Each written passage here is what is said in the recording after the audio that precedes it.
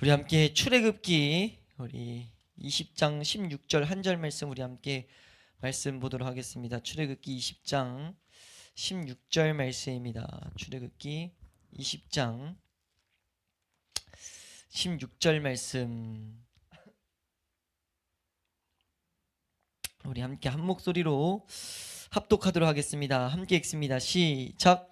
내 이웃에 대하여 거짓 증거하지 말라. 아멘. 한번 따라 할까요? 그리스도인은 예수님으로만 살아가는 존재다. 예수 그리스도로만 살아가야 되는데 그걸 가장 방해하는 존재가 누굴까요? 네?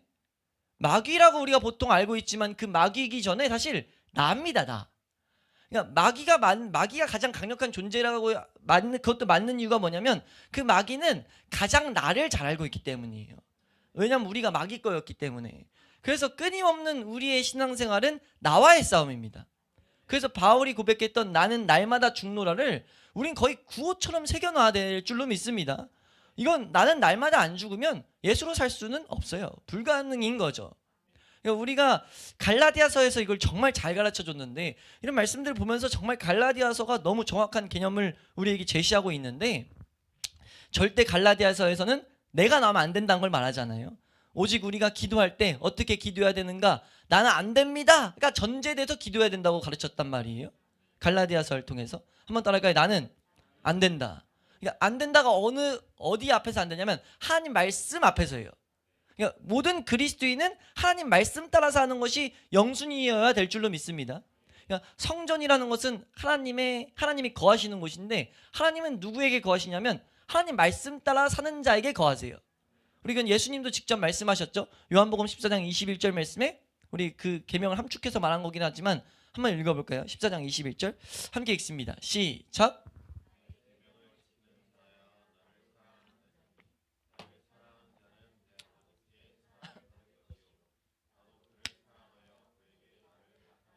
아멘. 지금 분명히 하나님은 우리 가운데 거하시는 것이 하나님의 목적이란 말이에요. 네. 그리고 그것이 다른 개념으로는 예수 그리스도를 계속 보는 것이고요. 근데 그 방법이 지금 계명을 지키는 자라는 거예요. 이게 갑자기 뚱딴지같이 나온 말이 아니고 구약 내내 반복했던 말입니다. 구약에서 계속 반복했던 말이 내 백성은 내 말씀대로 사는 자가 내 백성이거든요. 그러니까 계명을 지키는 건 그리스도인과 뗄 수 없는 관계예요. 근데 이거에 있어서 우리가 이 갈라디아서를 통해서 바울이 우리 믿음 생활, 우리 믿음으로 살아가는 것의 핵심 방법을 말하는데 말씀을 따라 살아야 되는데 거기에 우리가 1번 돼야 될 게 이 말씀을 따라 살아야 된다는 것을 새기고 난 할 수 없어요가 나와야 된다는 거죠. 난 할 수 없어요. 근데 우리는 이거를 마귀가 끊임없이 방해한다는 것을 놓치게 되는 순간 어떻게 되냐면 마귀의 공격을 그대로 당하게 돼버려요. 마귀의 공격에 당하게 돼버리는데 마귀가 공격에 당하면 어떻게 되냐면 우리가 마귀가 다른 걸 주는 게 아니라 이런 말씀을 향해 올바로 가려는 자에게는 로마서 10장에서 말한 것처럼 광명한 천사의 모습으로 나타난단 말이에요. 광명한 천사는 하나님의 말을 우리에게 전해준다고요. 뭐라고 하냐면 우리 삶 가운데 끊임없이 은혜라고 생각되는 것들을 주죠. 어떻게 하냐? 은혜가 딱 왔을 때 자아에게 용기를 불어넣어요. 맞아, 너 이렇게 은혜 받았으니까 은혜에 반응하며 살아야지 라는 자아의 충동을 딱 주면 자아가 맞아, 난 하나님 말씀대로 살아야 돼 하면서 내가 그 말씀대로 살아가려고 하는 순간 그건 잘못됐다는 겁니다. 그게 갈라디아서에서 말하는 정말 어려운, 어떻게 보면 이걸 이 개념을 쭉 이해를 반복해서 하면 쉽지만, 나는 죽는다는 개념을 알면 쉽지만 이걸 모르면 정말 이게 애매해지는 거란 말이에요. 이게 우리가 구분을 정말 잘해야 되는 것이 지금 이 길이라는 거예요. 나중에 우리가 성경 공부로도 이걸 한두 타임 하면 좋겠는데 이걸 정말 정확하게 알아야 된다는 거죠. 왜 제가 이 말 계속 반복해 드리냐면 저가 이제 말씀을 준비하려고 말씀들을 많이 듣잖아요. 말씀들을 많이 듣는단 말이에요. 들으면 너무 복되고 너무 좋은 성경을 올바로 붙잡게 하는 것들이 있어요. 근데 문제는 그 올바로 붙잡게 하는 것 가운데 한켠에 말씀 자체가 틀리진 않았는데 붙잡을 때 그냥 다른 길로 가버리게 되는 경우가 너무 많다는 거죠. 그러니까 뭐냐면 결국 신앙생활이 아닌 거예요. 성경에서 말하는 예수 그리스도로 살아가는 생활이 아닌 거죠. 그래, 이 구분을 못 지으면 우리는 이 세상에서 하나님의 은혜로만 살 수가 없단 말이에요. 다른 말로 하면 예수로만 살 수가 없다고요. 계속해서 광야 생활만 돌게 될 뿐이죠. 그래서 우리의 신앙의 1번은 가장 핵심은 내가 죽어야 된다는 것을 잊지 않게 축원합니다. 그러니까 날 죽이는 것이 우리에겐 복이라는 거죠. 그걸 알아야 이 개념이 딱 박혀야 하나님께서 주신 이 계명이 그때부터 무거운 게 아니라 가벼워집니다. 요한일서에서 말한 게 그거거든요. 이 계명이 왜 가볍다고 말하냐면 예수 그리스도가 우리가 죽음으로부터 우리의 신앙생활을 시작하게 하기 위해서 모든 길을 만들어놨다는 것을 아는 순간 그냥 우리를 죽이려는 그 계명 앞에 죽어버리면 되기 때문에, 계명 앞에 그냥 날 내려놓으면 되기 때문에 가벼워지는 거예요. 그거 자체가 은혜가 되는 거죠. 그래, 이걸 우리가 정확하게 알아야 되는 게, 왜 계명은 끊임없이 우리에게 무겁단 말이에요. 이게 잘 개념을 이해하셔야 돼요. 계명은 끊임없이 무거워요. 왜냐하면 계명은 끊임없이 나를 죽이기 때문에. 나를 죽이기 때문에 계명은 무거운데, 이 개념을 아는 순간, 이 개념, 내가 죽는 것이 나에게 복이다, 이 싸움이 나에게 복이다 라는 걸 아는 순간, 그냥 내가 그걸 받아들여서 믿음으로 붙잡는 순간 그때부터 가벼워진다는 거죠. 예수님이 예수님이 하실 일이기 때문에. 단지 문제는 우리가 그 은혜를 바라보고 말씀을 내가 믿음으로 붙들고 은혜를 구하며 잠잠히 기다려야 된다는 거예요. 내가 뭐 하려고 하는 것이 아니라, 난 단순히 계속 내가 하는 것은 오직 기도, 내가 하는 것은 오직 하나님 앞에 은혜를 구하는 것, 오직 말씀을 더 가까이 하는 것, 오직 날마다 계속 죽는 것. 그래서 말씀이 나로 하여금 하나씩 하나님의 은혜의 자리를 인도하는 것을 우리가 바라보는 그 한 챕터에 한 사이클에 도달하는 것까지가 너무나 우리가 어려워 보이는 일이지만 꼭 가야 되는 일이라는 것을 우리가 알고 잘 갈 수 있길 소망합니다. 지금 이렇게 쭉 설명드린 이유가 십계명이 딱 그거이기 때문이에요. 십계명은 결국 우리를 죽이기 위해서 주신 하나님의 러브레터라고요. 그러니까 러브레터인데, 이 러브레터의 내용은 우리가 정말 죽어야 된다, 우리는 정말 이 계명에 피해갈 수가 없다라는 것들을 말한단 말이에요. 이해가 되세요? 그러니까 우리의 삶 가운데 하나님이 너무 필요한데, 그 하나님이 우리에게 은혜를 주시고자 하는 것들을 1에서 5계명을 통해서 이 죄인인 인간들에게 계명을 주셨단 말이에요. 그러니까 우리가 1에서 5계명만 잘 지켜도, 온전히 이루어져도 우리는 그리스도인으로 살아갈 수가 있어요. 근데 문제는 1에서 5계명을 제대로 지키는 것은 점검 자체가 어렵다는 거죠. 그러니까 우리가 1계명이 뭡니까? 나 외에는 다른 신을 두지 말라 라고 말씀하셨어요. 나 외에 다른 신을 두지 않는데, 내가 각오하고 나 스스로도 그거를 난 정말 하나님 외에 다른 신 없어 라고 말할 수 있지만 하나님 보시기엔 아닐 수 있다는 거죠. 그래서 그걸 가르쳐 주시고자 이제 6에서 10계명을 통해서 세상 가운데, 삶 가운데 우리가 하나님을 온전히 의지하지 않는 것, 온전히 하나님 사랑 가운데 거하지 않는 것들을 들춰내기 위해서 살인하지 말라라는 계명을 주셨다는 거예요. 다른 계명들로 물론 이런 것들을 드러내지만, 특별히 이 살인하지 말라는 우리가 하나님 사랑 안에 거하지 않고 있다는 것을 드러내는 죄라는 거죠. 하나님 사랑 안에 끊임없이 그 은혜를 강구해야 되는데, 그 은혜는 항상 일용할 양식을 구해야 돼요. 하나님만 의지하게 하시고 하나님만 사랑하게 하시고 하나님 사랑을 날마다 내가 먹게 하여 주시옵소서라는 기도가 나와야 되는데, 우린 계속 까먹고 놓친단 말이에요. 그걸 발견할 수 있도록 살인하지 말라는 계명을 주셨어요.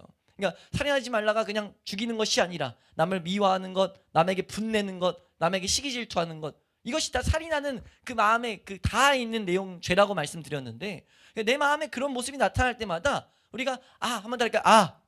내 안에 하나님 외에 사랑하는 것들이 있다. 그런 것들을 내가 고백하면서 시인하면서, 하나님 내가 이런 내 모습이 죽게 하여 주시옵소서, 이 모습이 십자가 앞에 굴복되게 하여 주시옵소서. 그 고백을 하는 것까지가 하나님께서 말씀한 우리의 의무라는 거예요. 요한일서 1장 9절 말씀에, 만일 너희가 너희 죄를 자백하면, 그 자백을 말씀 앞에서 자백하면 그는 미쁘시고로서 깨끗하게 하시는 일들이 이루어질 것을, 하나님이 만들어 가실 것을 믿고 우리는 끊임없이 그 고백을 하는 거예요. 반드시 그 고백은 있어야 된다는 것을 잊지 않길 축원합니다. 우리의 기도의 핵심은 우리의 죄들을 더욱더 계속 고백하는 거예요. 우리가 그것을 놓치지 않을 수 있길 소망합니다. 9계명을 바로 들어가 보면, 9계명에서 지금 말하는 것은 이웃에게 거짓 증언하지 말라라고 말하고 있어요. 내 이웃에 대해서 거짓 증언하지 말라라는 이 계명이 위에서도 그렇지만, 이 단순히 거짓 증언 빼고도 되게 넓은 의미의 이 설명이, 이 가운데 넓은 의미의 내용들이 포함되어 있단 말이에요. 그것들만 먼저 우리가 설명드리면은, 지금 이거는 뭘 말하냐면 이웃에 대해서 모든 거짓되고 상처 주는 말을 지금 금지하는 건데, 예, 지금 이 계명 자체만 보면은 공적이거나 사적인 자리에서 이웃의 평판을 깎아내리는 모든 말을 꾸짖는 것이다 라고 이제 보통 이걸 설명해요. 예, 공적인 자리에서 이웃을 평판을 깎아내리는 모든 말들, 이것이 지금 구계명에서 하지 말라는 거다. 내 이웃에 대해서 거짓 증언하지 마. 이거는 이웃을 평판을 깎아내리는 일 절대 하지 마 라는 큰 그 계명 자체의 뜻이라고요. 근데 이게 넓은 의미로 무엇들이 포함되냐면, 예, 첫 번째는 이웃의 평판을 깎아내리기 위해 악의적으로 잘못된 정보를 꾸며내는 것, 이것이 지금 잘못된 내용이에요. 그러니까 우리가 사회에 보면 그런 일 많잖아요. 제 평판 깎아내기 위해 좀 내용 좀 바꿔서 한 행동을 좀 이렇게 꼬아가지고 내용을 완전 거짓이 아니라 좀 꼬아가지고 잘못 악의적으로 정보를 편집해서 말하는 것, 평판 깎아내리기 위해. 이거 하나님 절대 하지 말라는 거예요. 그리고 또 하나는, 두 번째는 누군가 다른 사람이 사실이 아닌 일로 험담했을 때, 우리가 이제 얘기하고 있는데 누가 이제 회사 사람이 얘기하는데 분명히 아닌 걸 알았어요. 내 옆에 있는 사람이 그런 게 아닌 거 아는데 험담하는 내용을 보고도 묵인하면 지금 이 죄를 짓는 거라고 말하고 있다는 거죠. 이 죄를 피해갈 수 없다는 거예요. 그러니까 또 세 번째는 뭐냐면 아첨하는 것, 이것도 이 계명을 범하는 또 다른 형태라는 거죠. 아첨, 그러니까 칭찬과 아첨을 잘 구분해야 돼요. 우리는 그리스도인은 칭찬에 인색하면 안 됩니다. 칭찬, 마땅히 옳은 것들은 칭찬해야 돼요. 그건 우리가 아끼면 안 될 내용이에요. 근데 여기서 말하는 아첨, 잘못된 아첨은 분명히 잘못된 맞는 것이 아닌데 그 사람이 허영심을 채워주기 위해서 그냥 아첨하는 것, 그거는 그 사람에게 입에 발린 칭찬하는 것은 그 사람과 나의 영혼에 이제 위험을 빠뜨리는 일이라고 해서 이 아첨하는 것도 하지 말라라고 말하고 있어요. 그리고 또 하나는 이 계명이 나에게 적용됐을 때는 내가 실제보다 더 거룩한 척하거나 겸손한 척하는 것, 이것도 지금 자기 자신에게 거짓 증언하는 행위, 이 계명에 지금 위배된 행위다라고 말하고 있습니다. 이해되세요? 이런 내용들이 잘못된 내용, 이것을 지금 좁은 의미에서, 이 구계명을 좁은 의미에서 어기는 내용들이 이런 내용들이 있다라고 십계명을 이제 설명하는 많은 이제 목회자들이, 많은 믿음의 선배들이 이런 식으로 정리를 해놨어요. 예. 근데 여기서 끝나지 않고 이걸 넓은 의미에서, 왜냐하면 이 십계명에 하지 말라라는 것은 우리가 이 개념을 잘 알아야 되는데, 마치 이와 같아요. 애들한테 우리 예준이 성준이 보면 너희 10살, 요즘에 다 먹긴 됐지만 약속을 지키지 못했어요. 뭘 했었냐면 10살까지 탄산 먹지 마, 탄산 못 먹어 라고 했단 말이에요. 네. 그러면 이제 제가 아빠가 탄산 먹지 마 했을 때 예준 성준이가 맛있는 거 먹는 거 배 아파서 먹지 말라고 했어요? 아니면 다른 목적이 있습니까? 다른 목적이 있죠. 왜요? 탄산을 일찍 먹으면 건강에 안 좋으니까. 네. 건강을 지켜주기 위해서 넌 탄산 먹지 마가 있단 말이에요. 그러니까 너의 건강에 최선을 다해, 이런 의미가 포함되어 있는 거죠. 십계명이 딱 그런 거예요. 지금 살인하지 마 라고 했을 때는 내 원수차 사랑해, 이런 것들이 포함되어 있는 거라고요. 이해가 되세요? 그래서 우리가 도둑질하지 마 라고 했을 때 저번 시간에 남의 재산을 보존하기 위해서 최선을 다해, 이런 의미가 들어있다는 거죠. 너희가 직장에서 네 직장 아니어도 함께 일하게 됐을 때 그 직장을 위해서 최선을 다해 라는 이런 계명들이 포함되어 있는 거라고요. 그게 하나님이 요구하시는 바라고요. 그러니까 도둑질하지 말라가 중심이 아니고, 그 말라에는 그거 자체도 악이지만 그거를 이제 하나님께서 옳은 그 내용에 포함되어 있다는 거예요. 그러니까 여기선 지금 내 이웃에게 거짓 증언하지 마, 평판 깎아내리지 마 라고 했을 때는요, 내 이웃에게 진실된 말과 내 이웃이 평판이 더욱더 높아질 수 있는 말들, 이런 말들을 해 라는 의미가 포함되어 있다는 거예요. 우리 말씀 하나 보면, 우리 에베소서 4장 29절 말씀입니다. 에베소서 4장 29절 말씀 함께 읽습니다. 에베소서 4장 29절 함께 읽습니다. 시작. 무릇 더러운 말은 너희 입 밖에도 내지 말고 오직 덕을 세우는데 소용되는 대로 선한 말을 하여 듣는 자들에게 은혜를 끼치게 하라. 그러니까 우리에게 이 말하기에 우리가 듣는 자들이 은혜를 끼칠 수 있는 말들을 하기를 하나님은 바라신다는 거예요. 근데 이런 말을 하기 위해서 우리 입은 뭐 해야 되냐면 반드시 통제받아야 된다라는 것을 가르치는 게 구계명입니다. 한 번 더 할까요? 우리의 입은 통제당해야 된다. 그러니까 하나님께서 사람에게 주신 특별하고 고귀한 재능이라고 한단 말이에요. 뭐가요? 말하기가요. 말을 보통 말할 때 신앙인들이 특별하고 고귀한 재능이다 라고 말을 해요. 네. 근데 그거를 반드시 통제해야 된다는 거죠. 왜요? 마귀는 항상 복된 것을 왜곡시키기 때문에. 그래서 이 복된 말도 나쁘게 만든 거예요. 그래서 시대가 갈수록 말들이 서로 상처 주는 말들을 막 쉽게 하잖아요. 우리가 시대가 악해졌던 것을 이렇게 평가할 수 있는, 이게 측정할 수 있는 하나의 내용 중에 하나라는 거예요. 왜냐하면 이 십계명에 말하기를 통제하라라는 이 말 가운데는 이게 분명 포함되어 있다고요. 이해가 되세요? 한번 따라할까요? 우리의 말은 통제돼야 된다. 성경이 이것을 너무 강조해요. 잠언서 18장 21절 말씀입니다. 잠언서 18장 21절. 잠언서 18장 21절 함께 읽습니다. 시작.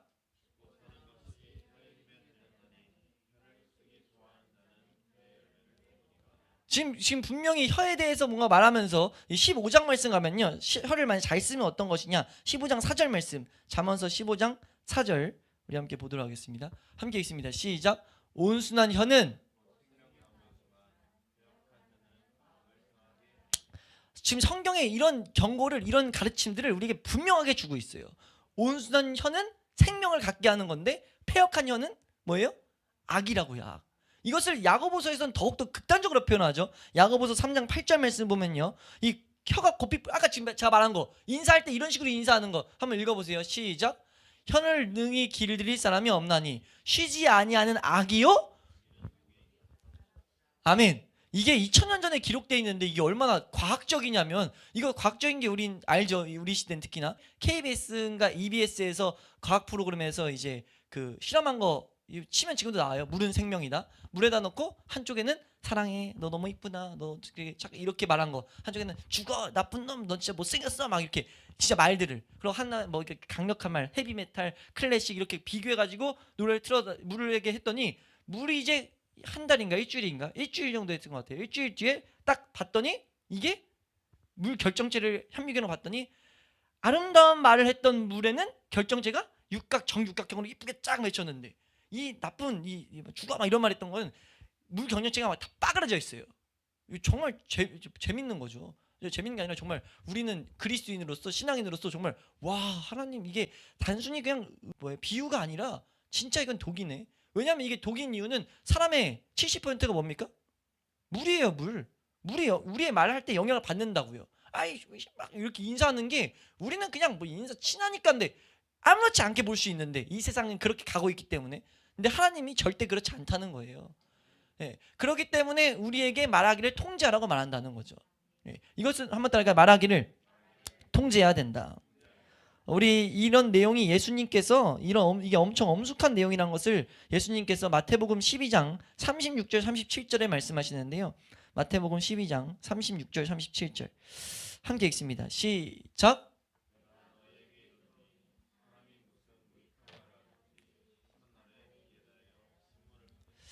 내 말로 의롭다함을 받고, 아멘. 예수님께서 뭐라고 하냐면 네 말로 의롭다함을 받고 네 말로 정죄함 받을 거라는 거예요. 네 말 때문에 심판받을 때 책정 받는다는 거란 거예요. 이게 얼마나 엄숙한 말이냐고요. 그래서 시편 141편 3절 말씀 보면 이 시편 저자의 고백을 우리는 항상 배워야 된다고 하죠. 시편 141편 3절, 시편 141편 3절 우리 함께 읽습니다. 시작. 여호와여 내 입에 파수꾼을 세우시고 내 입술의 문을, 그러니까 하나님의 은혜가 아니고서는요 우리의 입술을 통제할 수가 없어요. 그렇기 때문에 항상 이런 기도를 우리가 해야 된다는 거예요. 그러니까 우리 하나님께서 이 계명을 통해서 우리의 입술을 제어하기 원하신다는 것을 우리가 기억할 수 있기를 소망합니다. 우리 가운데 너무나 큰 죄악이라는 거예요. 이 말이 거짓되게 나오는 것. 말을 통제하는데 그 중에 거짓을 딱 뽑은 거죠. 왜냐면요, 왜 거짓을, 말하기를 통제하기를 하나님은 말씀하시는 거예요. 근데 왜 거짓을 뽑았냐면, 거짓은요, 그러니까 악의가 찬 특히 거짓이요. 아까 첫 번째로 말했던 것처럼 남의 평판을 깎아내리기 위해서 악의적으로 이런 비방하는 말, 이거는요 이 신앙인들이 표현하기를 전 대단히 동의합니다. 이 표현에 뭐라고 표현하냐면 가장 사탄스러운 죄다라고 말해요.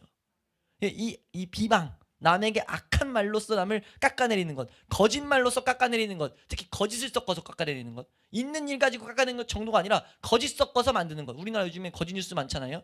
이걸 보고 믿음의 선배들이 뭐라고 평가하냐면 가장 사단스러운 죄다라고 말해요. 왜 그렇게 말하냐면 성경에 이런 표현이 있기 때문이에요. 요한복음 8장 44절 말씀입니다. 요한복음 8장 44절 말씀 한번 읽습니다. 시작. 너희는 너희 아비 마귀에게서 났으니 너희 아비의 욕심대로 너희도 행하고자 하느니라. 그는 처음부터 살인한 자요 진리가 그 속에 없으므로 진리에 서지 못하고 거짓을 말할 때마다 제 것으로 말하나니 이는 그가 거짓말쟁이요? 거짓의 아비가 되었다는 거죠. 거짓을 만들어내기 시작한 건 마귀 겁니다. 그래서 이걸 가지고 믿음의 선배들이 어떻게 해야 우리가 이 이웃에게 거짓 증언하지 않을 수 있을까? 우리의 말을 통제할 수 있을까? 선한 말을 할 수 있을까? 해서 싸울 수 있는 방법들을 많이 고안해냈어요. 그것들을 우리가 이건 좀 지혜를 배워야 돼서 이렇게 살 수 있도록 우리가 항상 은혜를 구해야 되는데 우리가 그것을 5개만 보면요. 첫 번째는 무엇이냐면 이건 미워하지 않는데도 나왔지만 우리가 남을 헐뜯지 않으려면은 당파심에 휩쓸리면 안 됩니다. 팔을 짓는 거에 휩쓸리면 안 돼요. 팔을 휩쓸려 버리면 남을 비방을 안 할 수가 없죠. 난 별로 마음이 없어도 이 사람 편이야 했을 때는 그냥 서슴없이 그 비방에 동참할 수 있다는 거예요. 그래서 우리가 남을 깎아내리는 말을 안 하기 위해서 당파심에, 그러니까 팔을 짓고자 하는 마음에 휩쓸리지 않도록 은혜를 항상 간구해야 된다. 우리가 그런 은혜를 구할 수 있길 소망합니다. 또 무엇이 있냐? 두 번째로는 우리의 삶 가운데 다른 사람 일에 쓸데없이 관심을 갖지 않는 거예요. 그러니까 쓸데없이 다른 사람 일에 막 기웃기웃거리면 이런 말 저런 말 하면서 남을 깎아낼 수밖에 없다는 거죠. 그러니까 하나님께서 우리에게 맡겨진 것 내에서만 해야지 다른 사람 일에 쓸데없이 이렇게 참견하지 않는 것, 이것도 내가 이 말을 통제할 수 있는 비결이라는 거예요. 우리가 평소에 이런 은혜를 우리가 구할 수 있길 소망합니다. 그러니까 내가 이 죄를 짓는 모습을 살펴보고 하나님 앞에 이런 은혜를 구하는 거예요. 세 번째는 무엇이냐면은 나의 죄악과 연약함을 충분히 되돌아보는 거죠. 그러니까 남에게 무슨 말 뱉기 전에 내가 더 죄인이다 라는 것을 봐서 비방하는 말을 안 뱉을 수 있는 방법 중에 하나로 삼으라는 거예요. 나의 연약을 끊임없이 되돌아보는 것. 그리고 네 번째로는 수다쟁이와 말을 많이 하는 소문을 퍼뜨리는 자, 특히 소문, 남은 어땠대 저땠대 이런 사람들이 있단 말이에요. 남의 얘기하는 거 좋아하는 사람들, 그 사람들의 무리를 피하라고 하는 것이 신앙 우리 선배들의 지혜의 조언이에요. 남 얘기 많이 하는 사람들은 애초에 안 가는 그런 모임을 피해버리는 거죠. 왜냐하면 들었으면 어쩔 수 없기 때문에. 들으면 편견 가지면 어떻게 돼요? 우리가 남을 우리가 죽이는 자리까지 갈 수 있단 말이에요. 마음에. 그러니까 우리 삶 가운데 우리가 말 많이 하는 사람들과 남의 얘기를 많이 하는 사람들과 그런 무리와 피하는 것이 이 지혜다. 이 말씀을 지킬 수 있는 지혜다. 그리고 5번째로 이것도 중요한 것 중에 하나인데 다른 사람이 나를 비방할 때 나의 양심이, 잘 들어보세요. 누가 날 비방할 수 있거든요. 이런 소문을 내가 들을 수 있단 말이에요. 그때 나의 양심이 그 사람과 하나님 앞에, 그러니까 먼저는 하나님 앞에 그리고 그 사람 앞에 떳떳하다면요 그냥 털어내는 거예요. 그냥 그걸 보면 신경 쓰지 않는 거죠. 신경 쓸 수밖에 없지만 은혜를 구하는 거예요. 그래야 내가 내 말로써 다시 저들을 저주하지 않을 수 있다는 거죠. 저들을 깎아내리지 않을 수 있다는 거예요.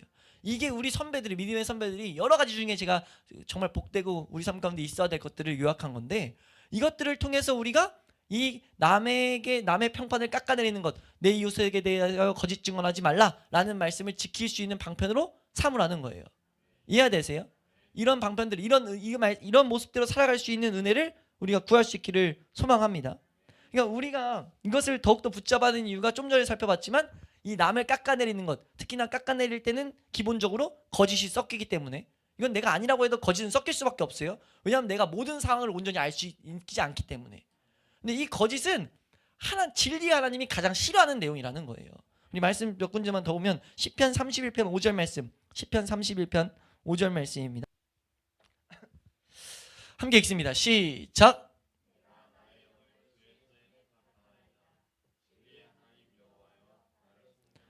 하나님의 이름 중에 하나를 뭐라고 부르냐면 진리 하나님. 그러니까 이건 진리라는 게 거짓의 반대의 의미로서 이 진리예요. 하나님은 진리 하나님이라는 거죠. 이 개념을 가지고 말씀 하나 보시면 잠언서 12장 22절. 잠언서 12장 22절. 하나님이 왜 미워하시냐? 진리 하나님이기 때문에 뭐라고 하시냐면 22절입니다. 시작. 거짓 입술은 여호와께 미움을 받아도, 아멘. 지금 하나님이 뭐라고 말하냐면 거짓 입술은, 거짓을 담고 있는 입술은 하나님 앞에 미움을 받는다는 거예요.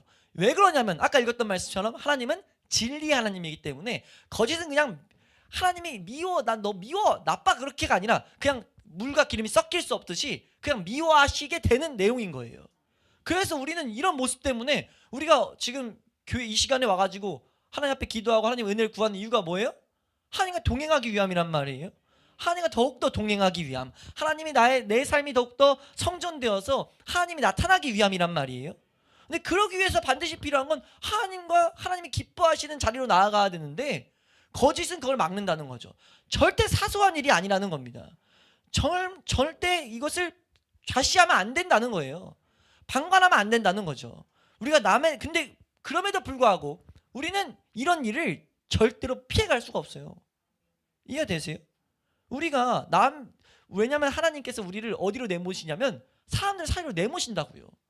이것을 아예 없애는 게 목적이면은 하나님이 애초에 마치 무균실처럼 죄 못하게 너희들끼리 모여 라고 할 텐데 그러지 않고 그렇게 살고 있는 세상에 우리를 계속 내몬단 말이에요. 그럼 내가 아니라고 해도 세상은 계속 그렇다고요. 내가 아무리 당파에 안 휩쓸려고 해도 내가 물이 안 휩쓸려고 해도 그게 됩니까 맘대로? 계속 휩쓸리게 된단 말이에요. 단지 은혜를 구할 뿐이지. 이해되세요?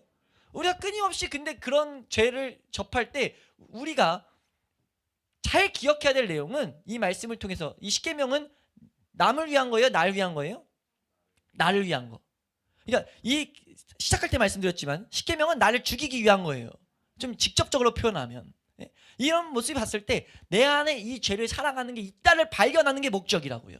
잘 들어보세요. 적용 측면이니까 내가 세상에서 이 계명을 지켜야 되겠다는 걸 이제 세워놓고 살아갈 때 내가 하게 되면 어떻게 되냐면 저 사람들이 저런 모습 잘못된 모습들이 나타났을 때 나는 반갑다 성이라 나는 다시 돌아와서 나는 저러면 안 되겠다 나는 안 해야 되겠다 라고 하면 내가 하는 거예요.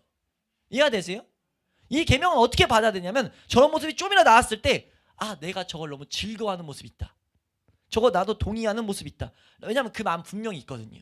그런 말할 때 아니라고 하는 것이 은혜 가운데 있다면 하나님 은혜로 그러면 안 된다는 것이 와요. 옴에도 불구하고 내가 그 와중에서도 하나님 이거 첫째는 감사해야 되겠죠. 그런 마음이 있음에 대해서. 그리고 이제 그 말씀대로 살기 위해서 해야 될 첫 번째가 근데 난 그 와중에도 즐거워하는 게 분명히 하나님의 은혜가 아니었다면 저 모습에 동참하는 게 있습니다. 나는 내 입술엔 거짓 증언이 항상 있습니다. 하나님 나이 그러니까 내 입술에 여호와여 파수꾼을 세워주세요. 은혜를 주세요. 은혜가 와야 나는 사랑의 말을 선한 말을 은혜를 끼치는 말을 할 수 있습니다. 라고 고백해야 된다는 거죠. 그런 모습을 보고 나는 할 수 없습니다가 나와야 되고 내가 그런 모습에 동참하는 모습을 발견하는데 이 계명은 사용돼야 된다는 거예요. 이해되세요? 왜냐하면 이 계명은 우리로 하여금 뭐 하기 때문이에요? 예수 그리스도께로 인도하기 때문이에요. 그럼 이 계명이 우리에게 뭘 요구합니까? 말을 통제하래요. 말에게 남을 저주하지 말라고 말한다고요. 그럼 말을 저주하지 않는 반대가 뭐라고 말하냐면 성경은 하나님을 찬송하는 입술이 되라는 거예요. 그러니까 하나님을 찬송하는 입술이 돼야 저주 안 할 수 있다는 거죠. 그럼 어디서 말합니까? 아까 읽었던 야고보서에서 말하거든요. 야고보서 3장 11절 12절 말씀 보면요. 야고보서 3장 11절 12절입니다. 시작.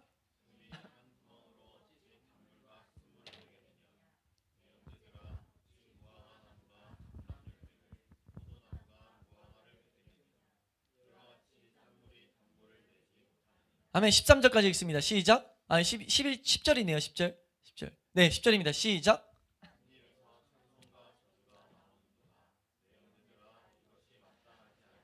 아멘. 하나님 말씀하는 거예요. 너가 날 섬긴다고 섬기는데 너의 삶 가운데 왜 말하기 통제 안 해? 그 말을 통제하기 위해 보낸 예수 그리스도를 붙들어야 되는데 너 왜 안 붙들어? 라고 말씀하는 거예요. 끊임없이 우린 예수 그 모습 나타날 때마다 내 이웃을 평판을 깎아내리는 거짓 증언하려는 그 말씀에 해당되는 그 말씀에 위배되는 모습이 나타날 때마다 사실 예수 그리스도 앞에 나아가야 되는데 안 그런다고요. 안 그러면 안 된다는 거예요. 그럼 어떻게 하면 될 수 있겠냐는 거죠. 우리가 그럼 아까 말했다시피 당파심에 안 휩쓸리고 아까 말했던 5가지 내용들을 잘 지키면요. 아니 우리 그것도 잘 어떻게 이해해야 되시냐면 이건 은혜가 아니면 안 되는 모습이에요. 사실 그런 모습이 우리의 지혜로 있음에도 불구하고 그것조차 안 된다고 우리는 보셔야 된다고요. 내가 하나님께서 이런 믿음의 선배들을 통해 주신 이 일도 내 힘으로 할 수 없습니다. 나는 남을 비방하는 거 좋아하고요. 나는 이렇게 어울려서 사는 거 너무 좋아하고요. 나의 삶 가운데는 뭐예요? 내 죄 보는 것보다 남을 더욱더 잘못된 걸 지적하는 게 더 좋은데요. 아니 하나님 수사쟁이와 얘기하면 얼마나 즐거운데 이런 것들을 우리는 봐야 된다고요. 그럼 어떻게 하라는 거냐는 거예요. 이 9계명에서 내 이웃에 대하여 거짓 증언하지 말라 너의 말하길 통제해라 하면서 성경의 전체 맥락에서 봤을 땐 우리의 입에는 절대 저주가 나오면 안 돼 찬송이 나와야 돼 라고 말했을 때 우리가 그럼 날마다 찬송하라고요? 날마다 찬송하라는 말이냐는 거예요. 찬송하면 저주가 안 나올 수 있으니까 날마다 찬송가 틀어놓고 차 타고 출근할 때 찬송하고 돌아올 때 찬송하고 회사에서 찬송 계속 부르고 하면은 내가 이길 수 있다는 겁니까?